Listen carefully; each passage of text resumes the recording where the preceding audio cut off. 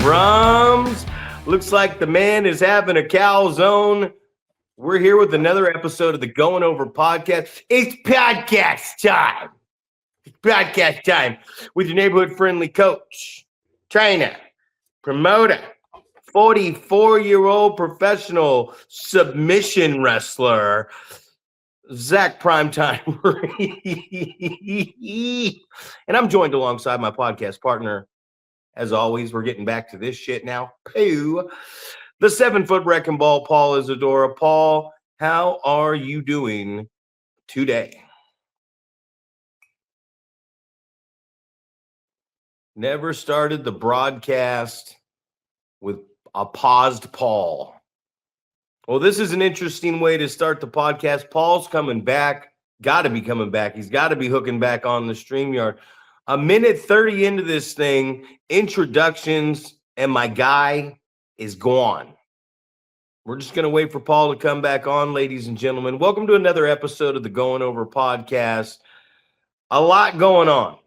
A lot going on in pro wrestling. One of the things going on in pro wrestling is instant karma has hit the WWE. Seth Rollins fakes an injury. Seth Rollins cashes in the money in the bank and has a legitimate injury. I said Braun Breaker should have won the world championship at Monday Night Raw to kick off the year at Stranger Things, and he did not. And now Braun Breaker has flipped over the announce desk on Monday Night Raw, said, Michael Cole, Corey Graves, get out of the way. I'm turning this thing over, and now I have a fucking hernia. So he's gone. Will Hobbs is not 35 years of age. He's 41. Boogie Woogie Man does. He Boogie Woogie Man does. The world championship means everything right now in professional wrestling. The WWE championship is now the secondary. It is now, back in the day, the Intercontinental Championship. So much is going on. We're getting ready for the road to WrestleMania. And I'm realizing right now, I do not like doing a podcast all by myself. We're going to give him a second here. We're going to give you guys a couple extra minutes on this podcast when you listen. But here we go. That's what I'm talking about right there. You're back. You know it. He's back. All I heard was 44-year-old submission wrestler. And then you look like you were just dying right there on the screen. That was the best part. I kept it going. I was talking about the karma and the irony of pro wrestling. I said a lot going on in wrestling. Just a quick cap up to get you going. Seth Rollins fakes an injury. Seth Rollins cashes in the money in the bank and then really gets injured.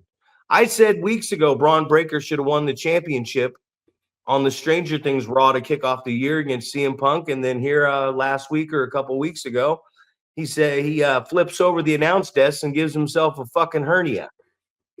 So he's out now. I said Will Hobbs is not 35 years of age. He's 41. He Boogie Woogie Man does. And I said the world championship right now is the number one title in professional wrestling, as the WWE championship is secondary. Back in the day, it's the Intercontinental Championship right now. Welcome to the program, Paul. 4 minutes and 43 seconds in. We're going to give him a couple extra minutes today. Shut me up. Well, I don't think there's anything to shut you up on. I think you're 100% right. I was having this conversation with you yesterday about old Will Hobbs, but it's like you can't tell me that when they're doing all your paperwork for when they're trying to hire you, they don't have all of your information, like a copy of your driver's license and your social security number and all this stuff. It's like you're going to be paying taxes on your income, so they have to W-2 you, or you have to have some sort of accountability for the payment that you're getting. So it sounds silly to me that they're like, oh, well, we didn't know how old this guy is. So I don't know, man. I think it's funny. What's that? I think they did when I really started thinking about it.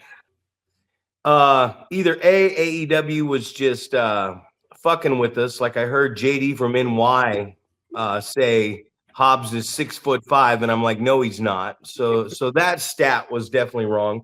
And I think Dave Meltzer knew that he was 41 years of age, and they might have just been working us and saying that was his age. But the funny thing is, Meltzer said nothing about this when he was at AEW. I love AEW. He said nothing when he was there. But now that he's in WWE, he's like, oh, I'm going to blow this guy's shit out of the water because he left my boyfriend in my company. You know what I mean? He left my internet wrestling fantasy league boyfriend and my company. And no offense, Tony Khan's a nice guy. We know he's a nice guy. I've heard a lot of good stories from a lot of guys that have worked for him. But man, it just blowing up the spot, man. I was talking to someone yesterday. I was doing like an interview with a former student. He's 17 for school. And he had asked me, what do I think about, like, what's the biggest attribute you have to get into pro wrestling? And I said, it's two of them. I said, passion, real passion, and discipline, right? But you have to have real passion to be able to have the discipline to do everything we have to do. You're talking, you got to eat right. You got to eat right. You got to travel, miss a lot of things. It's going to be a tough life. You got to show up, you got to train, you got to do all these things that are rough, man. It's tough being a professional wrestler. And you got to have the passion first off. Like, you got to love it, because nobody loves to land on the mat. I don't give a fuck who you are. These kids say it like, I love bumping. Give it a few years. We'll see if you love bumping so much. But I just love that. I was telling them everybody knows everything now. So it's a lot of times I go, kayfabe, mark, heel, baby face, tweener. And I do that because to me, that's my way of being okay with saying it, being okay like we do on here, and exposing the business. We're exposing the business, but if we're going to expose it, we might as well expose it to help people do it a little bit better, I think. Right. I thought you were going to throw falsy in there and all those different things. And I thought you were going to say the key was your ability to receive a BJ. Yeah, it is. That's the number one key, man, in this industry, is receiving a BJ. You know, the crazy thing is, I watched all the way through yesterday. He caught me. I might get some heat for this, but I saw something pop up on my feed, and it said Joseph Ryan Meehan, and he has created like a 20-episode blog. Some of them are 4 minutes, most of them are 5, some of them are 7, no more than 8. And it's about everything that has happened, his career, and he's sitting in front of a couch. And what really drew me in is immediately he shows us his 5-year AA chip coin, right? And I'm almost 2 years into my recovery in AA, and it was just like he just kept talking, and he spoke so well, and he said so much stuff that I could relate to going through AA, and I followed his story. And I mean, no matter what happened, no matter if he never comes back to professional wrestling, it was a good story. And most importantly, as someone who can identify with, recovery and making mistakes and everything else, and listening to it all, the cancel culture, everything else, and what he said about it, it's like, we make terrible mistakes when we're not in our right mind. When we're not in our right mind, we're not ourselves. And we do that. And to listen to him and listen to the verbiage and what he was saying, I just thought it was really cool, man. I've had, back in the day, and I mean back in the day, Joey Ryan and Candice LeRae were on our show here in Yuba City when he first broke in the business, and before he really took off with the old cock twisting thing he did. But it was like, I was listening to his story, and I could see it was like he was talking about breaking up with his girlfriend, his first girlfriend, and he started dating an adult film star, and just listening to him own up to everything it was like a testimonial, you know. And if people out there don't know what a real testimonial is, it's something that you write after you've been tested in life and you've gone through all these terrible mistakes. So, you know, everybody needs a second chance. I'm not saying bring him back into pro wrestling, but I'm saying it was an interesting watch. And it was very relatable to me because I haven't been through the same situations that he went through with the cancel culture or anything like that. But I did hit rock bottom and go through the program, and just a lot of stuff he said, pretty much everything he was saying related to the program and service and all that stuff was, it was very, it's good to see somebody recovered and on in life. And whether he comes back to pro wrestling or not, I can just tell in his voice that, like I told you the other day, pro wrestling could end tomorrow and that would suck. But me personally, I would be happy with myself and who I'm looking at in the mirror finally. So I just wanted to say, whether you like the guy or not, it's on there. It popped up. I clicked on it and I couldn't stop watching it. And it was so easy for me to watch because it was so much about the recovery of it. And it was just a good watch for me. And it just shows that when people put in the work emotionally and mentally, they can make changes, man. So Absolutely. Well, and then you wonder, you know, I feel like, I don't know, I am notoriously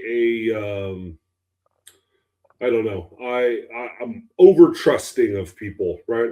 I give people more chances than they maybe deserve and things like that. But you wonder, in this case, how many people are even going to take the chance to watch what the guy is saying, or do they just have this this image in their head of who this person was? And you know, and a lot of these things, it's like you didn't experience any of this stuff personally yourself, but you hear these stories, right? And just like the, you know, playing telephone, you know, I hear something from someone and then they put their own spin on it and they tell someone else. And then by the time it gets, you know, down the road, 4 or 5 people, this story has become something crazy. You know, and I don't know all the, you know, behind the scenes, everything that was going on. Like, you know, I tend to just, you know, when those type of things are happening, I just tend to like, all right, I'm just going to distance myself and, you know, not worry about it. I'm not, you know, the Snoopy type of person who's going to be like, oh, I got to find out all the insight and I got to ask everyone who, you know, has any insight on what's going on. It's like, you know, you hear something, you see someone kind of go away and, you know, but it is definitely awesome to hear, you know, down the road after, you know, years and years of recovery that, you know, you're looking back and going, hey, these are the mistakes I made. I'm owning up to them, you know, all those different things. Because, I mean, I think about like when I was in my early 20s, you know, just being kind of living the party lifestyle, right? You know, it started off with, you know, drinking on Saturday nights. Then it was Friday, Saturday. Then it was Thursday, Friday, Saturday. And then it became like every night of the week. And, you know, you just think like you're, I don't know, like nothing bad's ever going to happen. And then I just remember like I got a DUI right early on and just like thinking about all these, you know, in my case, you know, I know that there's people that just get, you know, DUI after DUI. They never learn a lesson. But I felt like for me, it was very much like, you know, I feel like my dad was in that same mindset when he was young. You know, you feel invincible. You feel like nothing's ever going to happen to you. And I felt like, you know, he could see what was going on. And it was one of those deals, like, you know, I say all the time, it's like a lot of these people, they're not going to learn the lesson by you telling them what the result is or what the consequences are. They have to go through it themselves, you know, and that's, I mean, it's perfect for me. Like, you know, 21 or 22 years old, you know, on top of the world, thinking that you can do no wrong. And you do the same routine every night for every week and all these things, and you think nothing's ever going to happen. And then, for me, it's like, you get pulled over and they're doing all the stuff. And for me, it was like sobering up very quickly, realizing, damn, I'm in trouble. I messed up, whatever. And then I just remember like being in the drunk tank and just looking around at all these people and going, I'm not one of these people. Like, I don't belong with these people. This is not the person that I am. My parents didn't raise this person. And then just like the reflection afterwards, thinking about like, what could have happened, right? You get pulled over and you get a DUI, but you think about the things that possibly could have happened. You could have killed someone. You could have, killed yourself. Like there's all these repercussions that could have happened that, thank God didn't happen to me. But it's one of those things where you start looking back and you reflect. And, I've had several years that, I just don't drink alcohol, and people are like, well, why not? I say, well, it's not really I don't know. It's not necessarily a conscious thing where I'm like, I'm not going to drink alcohol, but it's just like, I don't enjoy what that does to me as a person, because I've told people on a regular basis, like, I don't have an off switch. I don't go, oh, I'll just have a beer, or I'll just have a couple beers. It's definitely, drink to excess, and, and then bad decisions happen as a result. So I can definitely understand, and obviously you feel exactly the same way. Like you're listening to what's going on, and you're going, I relate to that. Yeah. So just as you're talking, I'm thinking back about my life and thinking, the things that you do that you that you regret, or you look back and go, man, I'm making terrible decisions, and reflecting and making better choices as you get older and more mature, hopefully. So kudos to him for putting that out there. And I think the biggest thing for a lot of people is just the vulnerability, right? Putting yourself out there. You're basically inviting ridicule. These are the mistakes I made, and you're inviting people to go, yeah, you're a fuck up. You screwed all this shit up, and look what happened to you, type of thing. So I don't know, man. Whatever your opinion about the guy, it's I don't know. Take it or leave it, I guess, right? Well, it's depression, suicide. That cancel culture. You don't want to be alive. I could. You don't want to be alive when stuff like this happens. You feel like your world is over, and they get away with it. It's one thing he said on there. Especially in this cancel culture, especially because it's strangers and people that you're close to and friends. They're no longer around because they just get away from this, right? They're like, I don't want to be around this shit. I'm going to disassociate myself so I'm not guilty by association. But it's all these people. So like, if you're having suicidal thoughts, or maybe you're going to kill yourself, with the social media cancel culture, which is that online cyberbullying, with that, it's not one person that gets blamed if you decide to murder yourself, if you decide to commit suicide or harm yourself. It's millions of people that are piling on top of you, leading to this, and nobody gets blamed for it. Everyone's just a part of attacking you, and you have no way to fight back. If you're silent, like he said, your silence becomes guilt, and your defense, you know what I mean? And then if you try to defend yourself, it's thrown at you like another mechanism. So I mean, it's one of those things, man. Everybody can be opinionated about everything. He said something to me that reminded me of a couple people in the company before, and it's like, you could build it takes 20 years to build a career, and it only takes 5 seconds to destroy it all. You know what I mean? It only takes one tweet. It takes one everything to just vanquish and destroy something. And I used to say it about Mitch Valentine. Give him a shout out on the show. He's definitely going to hear this.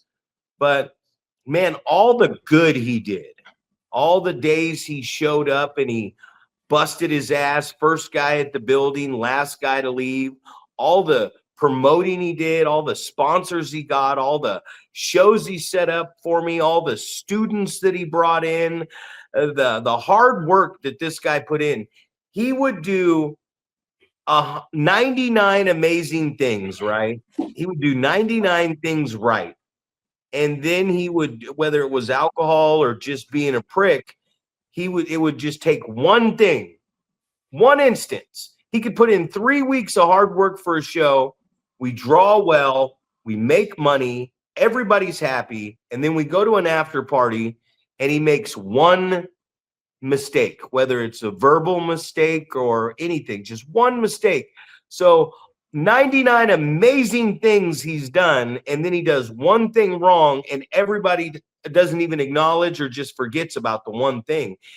And that's a lot of people in the wrestling business, man. That's a lot of people in any industry. It's like you could do 20 amazing things for your wife and then not take the trash out, or not, in your case, go by, your wife says, hey, here's the list, go to Costco, and you say, not today, honey. And you come home and you get the silent treatment and you're a piece of shit for the evening. You know what I mean? It's like you gotta just always continue to do what's right. So, that's just, we don't talk about stuff like that much. And I like on the podcast that me and you can just have a conversation about anything. And that was one thing I wanted to talk about, though, moving forward. I do want to get back into this booking of some WWE and some other stuff, but I wanted to talk about these. Tony Khan's always trying to come up with cool names, right? And they've coined this match the Eliminator match. And I never watched enough of AEW where I was like, sounds like a really cool name. What's an Eliminator match? And all it is a non-title match. That's all it is. They've really coined the name. They're like, yeah, I'll meet you next week in an Eliminator match. And an Eliminator match is where you wrestle the champion without the belt being on the line. And if you beat him, then you get a title shot. And it made me laugh because I was like, oh, you mean a non-title? Where the champion says, hey, I'm going to give you a non-title match. And if you can beat me, then I'll give you a title match. So I found that funny. We're always doing that, right? Like there's the Royal Rumble and I coin it last man standing, or, Money in the Bank. And you're like, oh, shot in the dark or whatever, just different concepts and stuff like that. But I just thought that was funny when I was watching that. It was like, I've been watching this shit since it started and I kept hearing Eliminator matches for 5 years. And then it took me watching Brody King versus MJF in record time was the match. And it was like, oh, it's just a non-title match. I thought it was some special, crazy fucking match, but it was non-title. And I sent something to Sparky, and it was Jim Cornette talking about the referees. And Brian Last was off the show, so Solomon Grundy was on there. And he's like, did you notice in that match that the fucking referee never initiated a count or enforced any of the rules? He said the referee was just a couple times did the old, hey, come on, guys, get it back in the ring.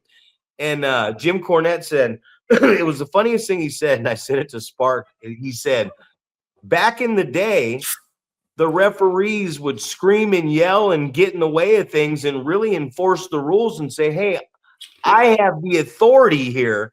And he said, nowadays, they just put their hands together like this and look at the wrestler and goes, oh, please get back in the ring. I wish I had the authority to put the rules down on this thing. And it's like, you do, asshole. You have all the authority in the world. So we laugh at Larry, right? We're like, God damn, Larry, it's a fucking work with us. But in reality, fuck, man, Larry's down there leg tackling and shooting ankle picks and singles on Dickie Dakin when he's got the baby face in the ankle lock and won't let go. I'll tell you what, in reality, that's the guy. That's the guy I want reffing my match right there. He's gonna enforce those rules for real.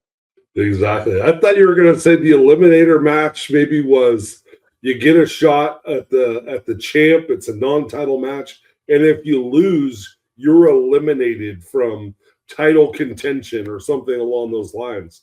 Like, I thought you were going to elaborate, and I thought this was going to get make some sense, but it sounds like it doesn't make any sense. It's just like non-title, just another name for non-title, but. Classic non-title. Yeah, just how crazy that the refereeing is like that, where it's like you're hoping that they're going to do something, and I don't know, man. I just think about last time at Boomtown, right?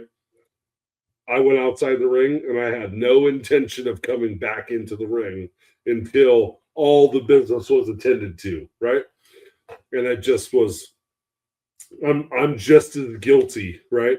Of not listening to the referee and all that stuff, but I don't know, is it a product of what we watch on TV, and or are we just oblivious? Who knows? But I don't know. For me, it was like the crowd is enjoying what's going on and they want to see more, and obviously I conveyed that to the referee. It's like, hey, you like me kicking the shit out of this guy too. Don't pretend you don't. So, but yeah, that's the thing is, if you're going to do that, especially start the match on the outside, jumpstart the match, whatever, have the ref going around pleading to get you back in the ring, but don't have the bell sound yet. Sure. If you're going to put all that work in on the outside before you get in the ring, just simply tell the ref and the bell ringer before the show, say, hey, we're going to jumpstart, or he's not going to make it in the ring, and I'm going to go after him, or we're going to do our thing around the building, and then we'll roll. When I want to roll him back in, ring the fucking ref call for the bell, and you, bell ringer, commentator, whoever, depending on the how many volunteers or employees you have on the night, you ring the fucking bell, and it's simple instruction. That's the one thing that this is. It's like really simple. I was watching some stuff on YouTube, and I called somebody and I said, hey, I'd like to see a screenshot of those notes that you guys got over there. And hopefully on the notes, it says, slow the fuck down. And I don't just mean like the way you walk or anything like that. I mean, when you cut off the baby face, there has to be you can build up whatever hope you want. You can do whatever the fuck you want when you're coming back, or building a hope, or whatever the fuck they call it nowadays. I don't know. An eliminator spot. But it's so simple. It's like, I need you to sell after I stopped you, and I need you to take your time fighting back, building yourself back up, because when guys sit there and go, I don't know who the heel or the baby face is. I have no idea, right? Like, we watch this all the time. We go, we have no idea. And I don't need you to come out to the fucking ring and oh, fuck you, suck my dick, all that stuff. But there's a way you carry yourself. There's a cockiness, there's a confidence, there's a difference in the two. The baby face is like, oh yeah, this is it's that simple. The baby face doesn't have to come out and go, come on, Carson City, feel it now, daddy, and call people daddy and get all weird with it. But the baby face just comes out and looks at the crowd and like, all right, you're going to get it. You are going to get it. But the heel comes out and he's like, it's just, you could tell us a story with your face. I'm the heel. You don't have to say nothing. Yep, that guy's an asshole. Here comes the other guy. That's all I need. That's all I need. And then you get these guys coming out the curtain and they're like, suck my freaking Wiener, you big fat jerks, sit down, 4 eyes, you cleft palate. And they're just like, whoa. We don't need to physically make fun of someone's imperfections and physical birth deformities to get them to not like us.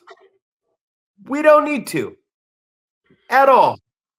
And the babyface doesn't have to come out and act like he just got laid for the first time at a high school party and kicked open the door. Uh-oh. Bobby went in there with that girl and they're not playing Kiss the Bottle. And then Bobby comes out and he's like, yeah. And then everybody in the party's like, Bobby got laid. And we know what girl's in there, and now her high school career's done, right? Because she was the one. But you don't have to act like that. You can just walk out the curtain and yeah. Especially if the heel walks out and he's like, I'm going to take your sign and rip it up. Cheap. I'm going to wear a Seattle Seahawks jersey in the Bay Area. Cheap. Canadian flag in America. Cheap. I'm going to tell you that you're a nut licker from Northern California. Cheap. You don't need to do none of that stuff. Like, we really don't need to cuss. Like, cussing should be like this crazy shock value thing that happens out of nowhere every great once in a while. Just like a ref bump. Up, ref's down again. That ref's a dummy.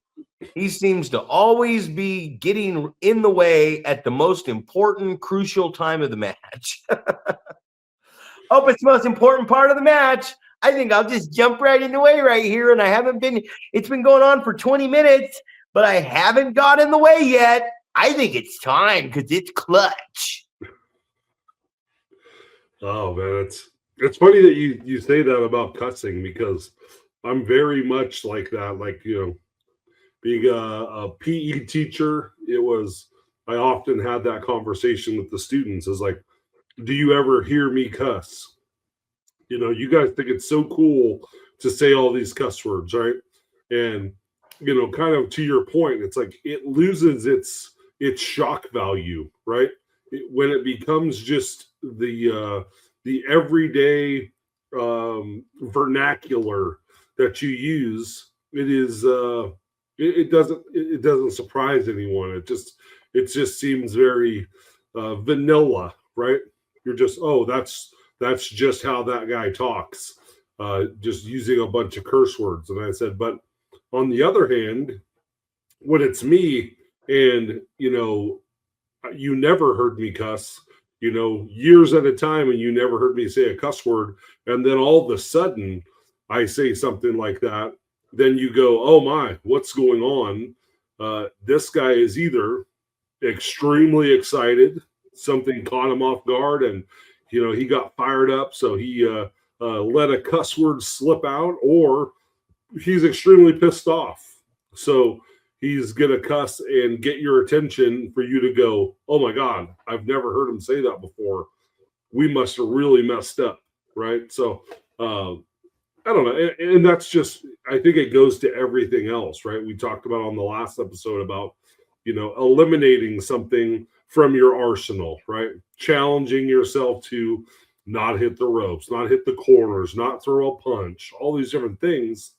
And if you're that guy that is, white meat baby face, and, you never bend or break the rules, and then all of the sudden you do that, then it catches everybody off guard and go, hey, that guy normally plays by the rules, but yeah, he's breaking the rules this time. So it must have been something where either now he's frustrated because he's getting out wrestled, or he's had enough, right, of his opponent cheating to gain the advantage. So he's going to, return the favor, and he's going to cheat in return. So I think about I just think about like Hulk Hogan, right? Obviously, grew up on Hulk Hogan, and you just think like the heel is taking some shortcuts. and then he gets retaliation with the back rake, right? It's like, it's not the babyface thing to do, but you understand he's getting retribution because somebody wronged him, so he's gonna return the favor. Exactly. An eye for an eye. Exactly. Well, you remember his first championship win against the Iron Sheik. He jump started the match like a heel, right? And he overwhelmed the Iron Sheik. And this is the guy from Iran, and all this stuff. I thought it was really interesting. Like a couple things I wanted to talk about too, and it deals with Sin. So we're at Limelight, and Sin you're talking about cussing, and he's cutting this. I mean, I'm at the table. I got the mouthpiece up, got a camera on me, one on him. It's this great story we've been telling since last June, and we're just getting to it. We're not even there yet. We haven't even started telling it. We've just been putting the pieces of the puzzle together to start telling the story, just to establish the issue. And it's been 7 months that we've been doing this, and he's cutting this great promo at me, and a fan yells, "You talk too much." And he turns and he starts roasting the audience. And it was a couple things I said. I was like, well, first off, it's like, hey, I'm going to take my girlfriend to a comedy show. She wants to go. And it's my first date with her. And she stupidly wants to sit in the front row. So now I'm paying all this money for a front row ticket. And now this comedian is going to go, hey, how long you guys been together? Because we're in the front row, and we're like, oh, it's the first date. So now he's going to be like, whoa, it looks like you ain't getting no pussy tonight. And now all of a sudden I've been ridiculed. I've been embarrassed, demasculated, and cock-blocked all at the same time because I decided to sit in the front row, right? So I'm like, you can't turn from a great promo and start doing the fans up like that, because maybe the fans don't want to come back next time because you roasted them, right? And then you're cussing at them, and you don't need to cuss at them because you're Sin. The audience is already chanting before you even start talking, Sin's going to kill you. So you're already being booked and looked at by the paying consumer as a bad motherfucker. So cussing is not needed, right? And then we were at Prospects, and Sergio was sick, so Sin came out to take on Chris Barboza. And it was total mismatch, man. But it was great. And he messed him up. Like it was, and he has him at the end, and he's supposed to cut a promo on me, and I'm supposed to come out, and I'm supposed to be like, okay, guys, I'm sorry, Doc, I'm sorry. I'm going to do the right thing. But now he's rock bottom this guy at the point where the guy was just hanging in midair, and he was holding him like a choke and just stuffs him, and he power bombs him. And then he's doing extra activities after the match. And I literally am watching this, doing the announcing in the back, and I'm going, oh, it literally looks like he's going to kill this guy. And I make eye contact with Sin, and I come out, and I'm like, whoa, stop. So it changes the trajectory of the story, because now I'm going to give Doc the executive producer role, right? But I'm only doing it because I want Sin to stop destroying one of my students. But now I'm not going to give Sin what he wants in the Rumble, because you're making demands on me, and you're physical. But I'm trying to say, well, I'm going to help this guy out and give your guy what he wants. But now I put his guy in a position to actually where I am his boss now. So now that I'm your boss and you have a job position in this company, you have to tell your guy to calm the fuck down. But it was funny because afterwards, the Chris Barboza, man, love the kid. He comes walking out after the show, and we're leaving. He's like, all right, coach, thanks for everything. I said, yeah, you did great tonight. I said, I had so much fun. And I said, yeah, you did a great job getting your ass kicked. And the perspective that he had made me come up with a whole new story for him, because he goes, it was great. He said, I survived in the ring with one of the biggest, baddest, and best guys this company's ever seen. I survived. And he said, and then you came out to save me. And he said, I was part of a big storyline tonight. And I went, Oh, so we're so caught up, right, in doing all this stuff that listening to the audience and the emotion, and it's good to have a blueprint. It's good to have things mapped out, kind of where you want to go. But you have to listen to that crowd because so much changes, and it was just really awesome to see these moments. Like, we don't need to cuss. We don't need to stick to one plan because there might be something else that's getting over in front of the audience, and it's a perfect time to go out there and just run with it, man. And that's what Sin's really good at, is he's really good at making stuff happen out of nothing.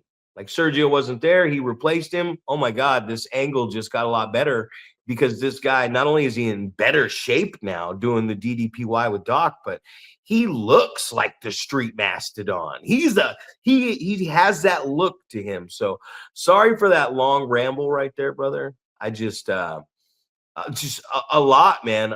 A lot more. I'm just learning more and more, and this business excites me more and more every day. Well, that just goes to show you that if you have an open mind, even though you have a pretty good idea of what you want to accomplish, you have an open mind and you are open to other people's perspective. You go, hey, you take a good ass kicking, and his perspective is completely different, right? You just go, oh, Sin kicked the shit out of this guy. But he's looking at the glass half full and saying, no, I survived against one of the baddest dudes in this company, right? And it turns it into the squash match, where this guy just gets no offense and he looks helpless, to him going, no, I'm the underdog who survived this ass whooping, and I'm standing here and I live to tell you about it, right? So I don't know, man. It's just, it reminds you of like the Mikey Whipwreck type thing, where the guy is just not, he's not going to be eliminated from the situation, right? Don't just throw me to the side. This is going to contribute to something bigger as we move forward. So, yeah, so I don't know, man. I think that's, I don't know, something to keep in mind.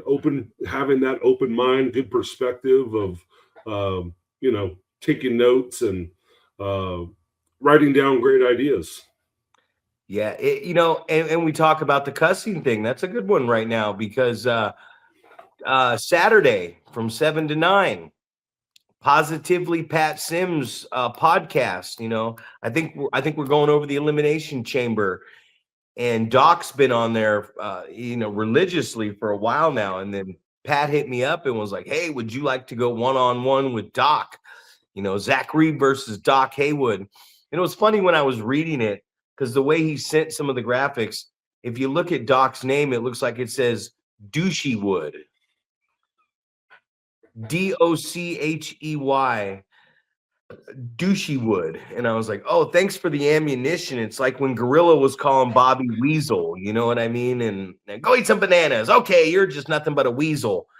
But it's one thing Doc said to me today when I was talking to him. It might have been in the message too, but or on the phone. But he said, you got to watch your mouth. No cussing. And it's like, I can do that. I cuss. I like to cuss when I talk, and that's just kind of what I do, but I cannot cuss. But it's just another example of like, this guy's got a lot of followers, and it's going to be awesome to be on the show and going back and forth with Doc. But it's like, can I go back and forth with this guy without cussing? I've gone back and forth with Doc on plenty of times on the countdown shows and commentary and in the ring, and I don't cuss at him. We do all this stuff without cussing. I did my promo where I shook his hand at process. I didn't cuss, and Sin didn't cuss, and he did. And the thing is, because he didn't cuss and he was so intense, there's a moment where you're watching this guy perform in the ring and you're actually like scared. When you're in character, when it gets this real, when the story, if you can't feel the emotion of the guy you're working with or you're talking to, and you aren't buying in to this going on here, then they're not either. And if they are, it's family and friends. So it's just, there's such emotion, you know. It's like we have to mention him because we always mention him every show. That's what I like about a Big Ugly promo. That's what I like about a Big Ugly performance, is he'll cuss and yell at the lady and her kid in the front row. He'll throw a chair in a worked fan's face. He'll cut that promo on you, and you think that he's mad. You think that he's pissed off, and you buy into what he's doing. And there's some guys out there that you believe that. So Oliver John, I believe, I had a 3-hour conversation with him. And one of the funniest things he said to me, he was talking about it all, man. He was talking about, you know, watching Gotch and all these guys, and he didn't realize how good Thez was. And we just had this really great conversation. But the funniest thing he said was, the dive out is the stupidest thing of all time. You want me to fucking stand here and wait for you to dive out on me? And I said, yeah, maybe they should dive out and roll him back in the ring and pin him, because nobody's ever beaten anybody with a dive out or get counted out. And he's like, no, it's the fucking count out that needs to happen. He's like, yeah, hey, moron. How about you fucking dive out on me and I move out of the way and you splatter your brains on the ground, and then they got to bring a stretcher out and take you out, and 3 weeks later you can come back and talk about how much of a fucking idiot you were and you're never going to do that again. And I just thought it was so funny, because it's like, it's right. Because we were in a locker room and we were smiling back at each other, because when you're hearing people call the match, people are like, 2 dives, we'll powder, code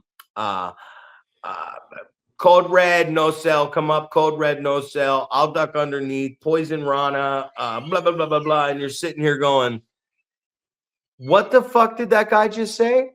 I looked at Ollie when we were laughing, because we were just having a laugh at listening to some people call it. And we were like, I said, it sounds like a cartoon.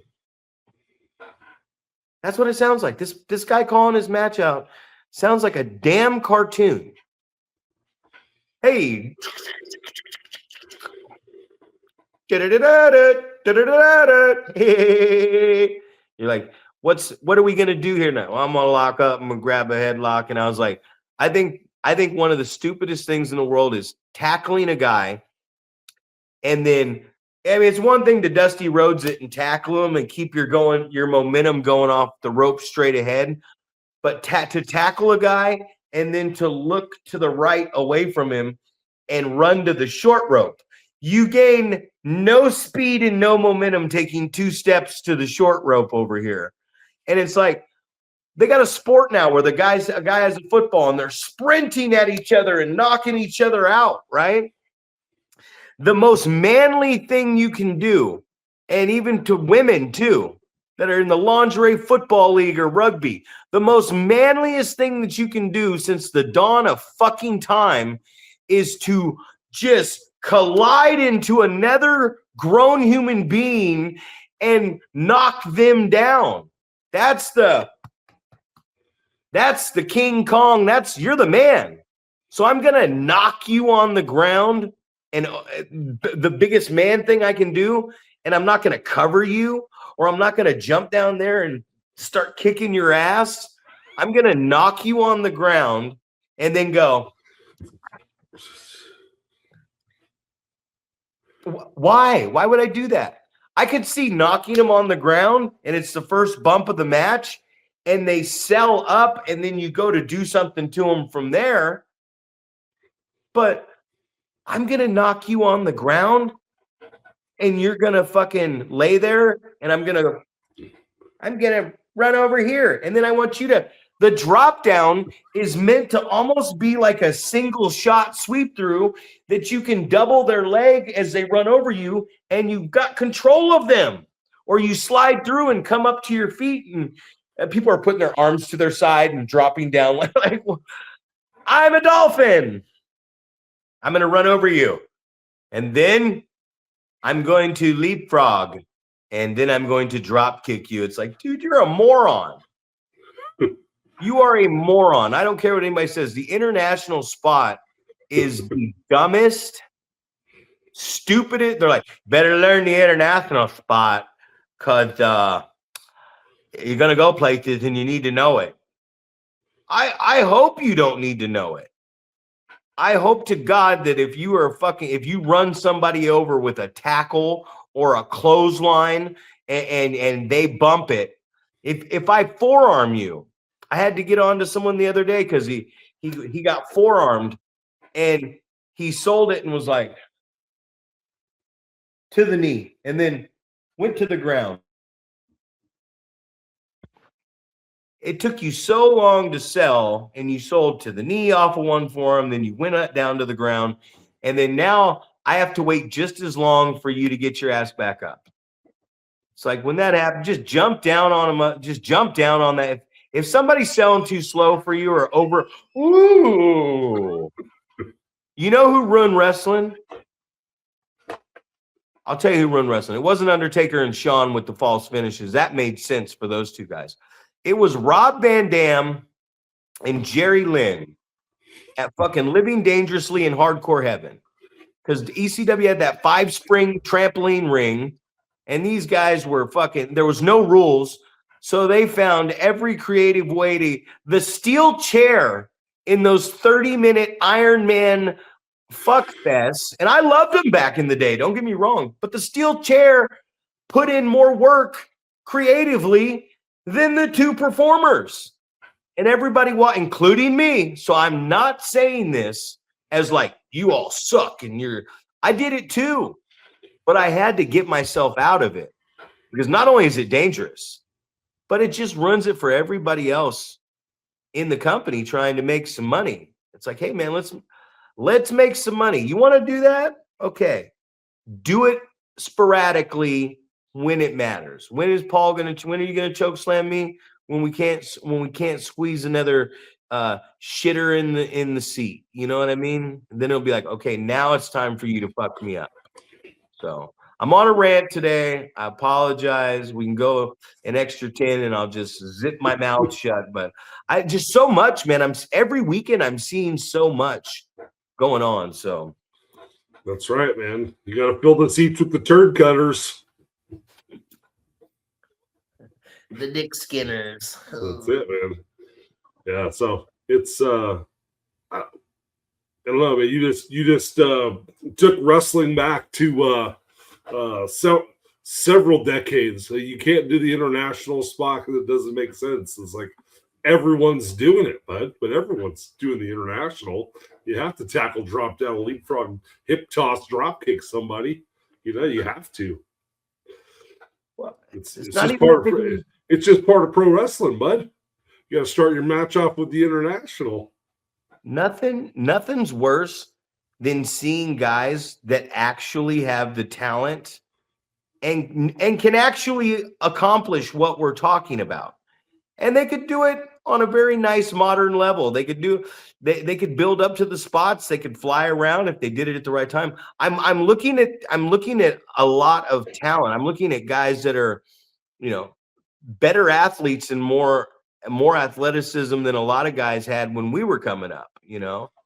Our time was where it really started changing into that athleticism and dangerous spots and stipulation matches. We were there for that. We were there for the big change.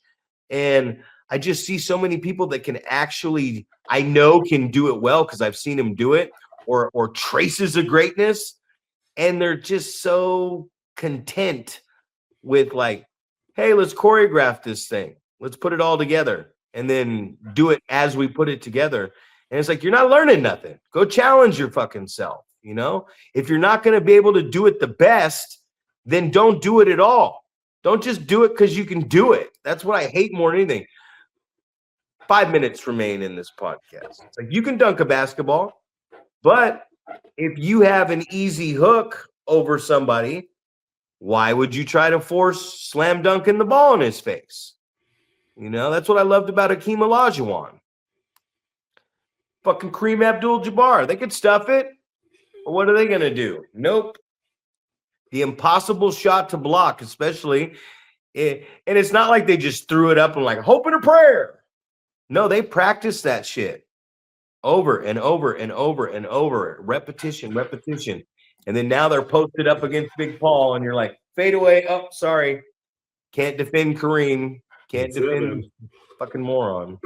Well, when you have to change the game completely and outlaw dunking, where now this guy's going to develop a hook shot and it's going to become unstoppable because he can do it from several feet away from the basket and with either hand, and just you talk about a guy that is just a trendsetter, much like Adam Thornstowe.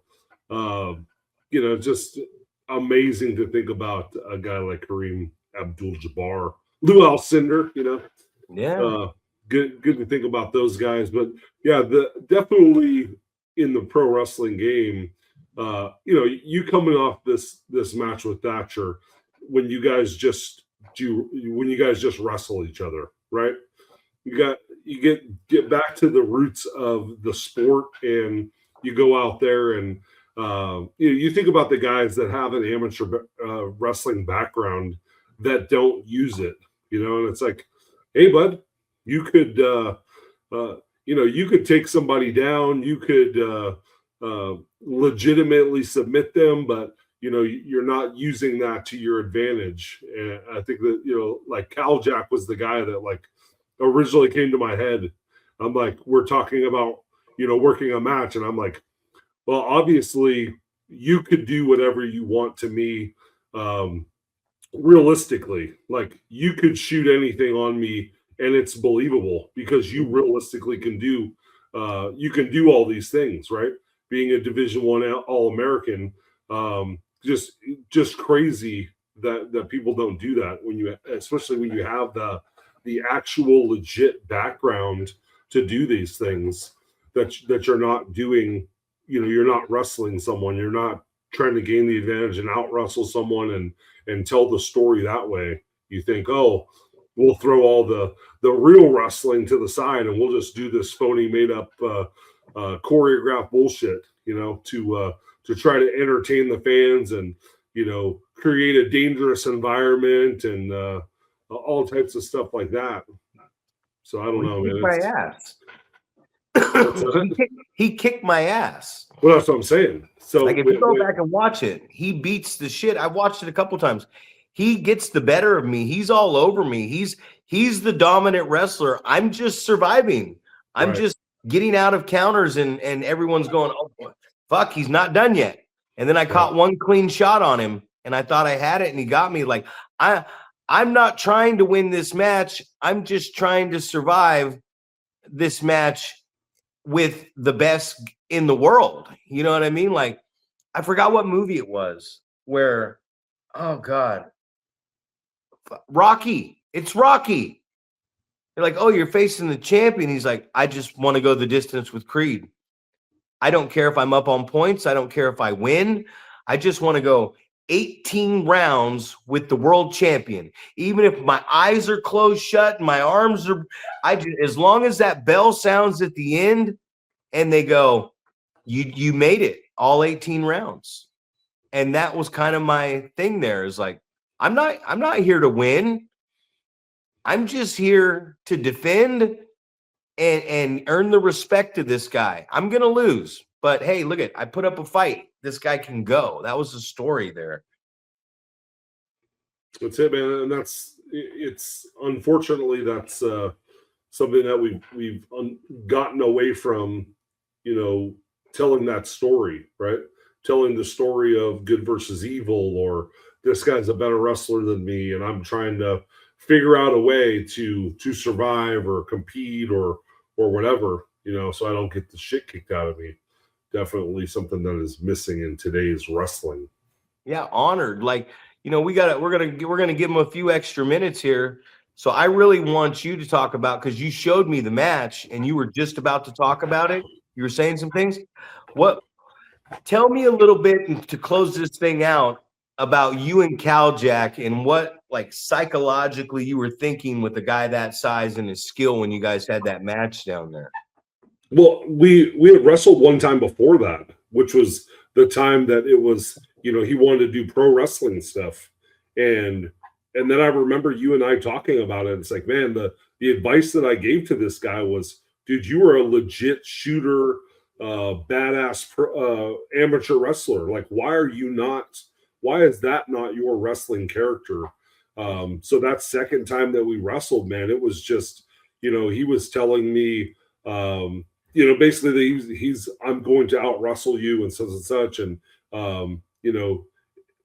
I guess what blew my mind was the throws and stuff like that. He's like, you don't have to post. I can throw you and all this stuff. And obviously, and I'm thinking to myself, like, bullshit, dude, I'm 325 pounds.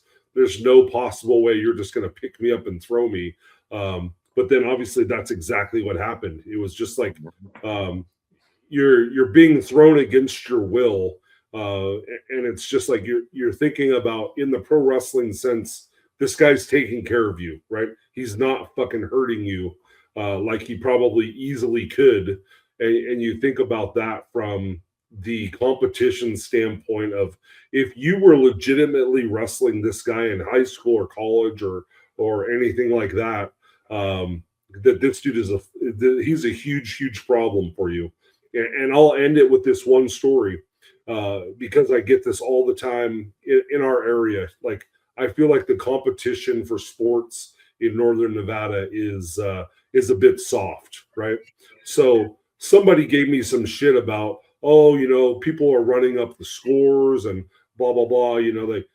They don't understand it from a high level athletics standpoint. People are like, you're keeping your starters in the game for too long and things like that. And it's like, well, you think that because your team sucks and we're kicking the shit out of you. But down the road, the reason that we do that is because eventually we're going to face somebody who's just as good as us.